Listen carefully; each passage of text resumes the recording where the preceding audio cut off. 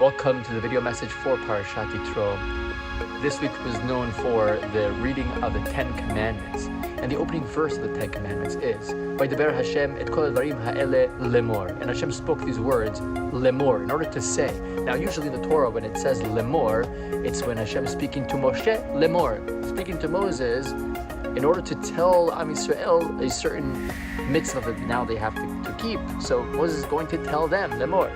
But over here, God is revealing himself to the entire Am Yisrael without any intermediary. So what is the lemor about? So our sages answer that in fact this is part of the commandment, is lemor.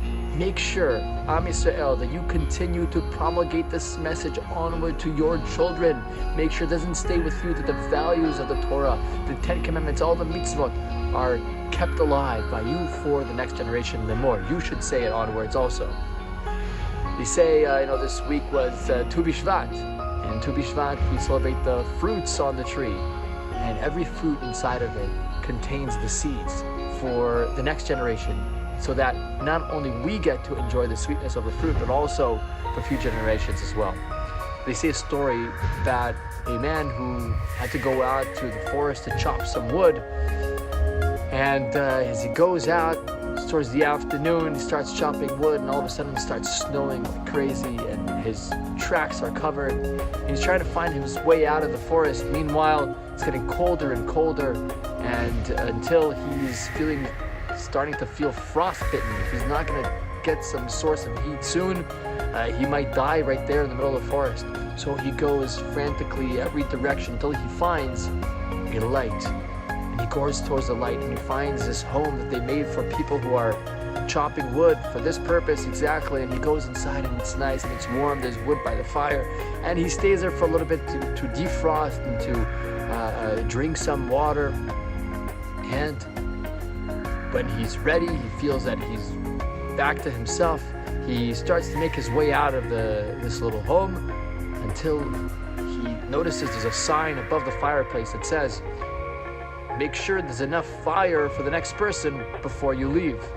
But he's like, I'm in a rush. I have to get back home to my family. I have this wood to bring back home. And he leaves without adding any wood to the fire.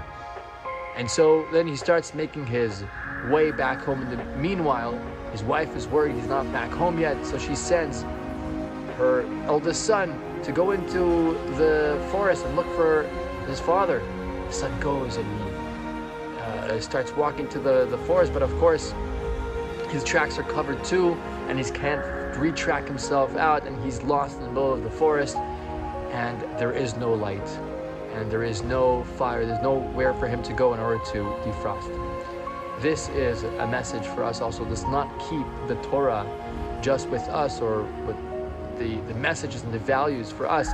Make sure that we are doing the most, that this continues on for the next generation. The fire of the Torah, the warmth of the Torah, and everything that comes with it is promulgated for the next generation. Wishing you a Shabbat Shalom.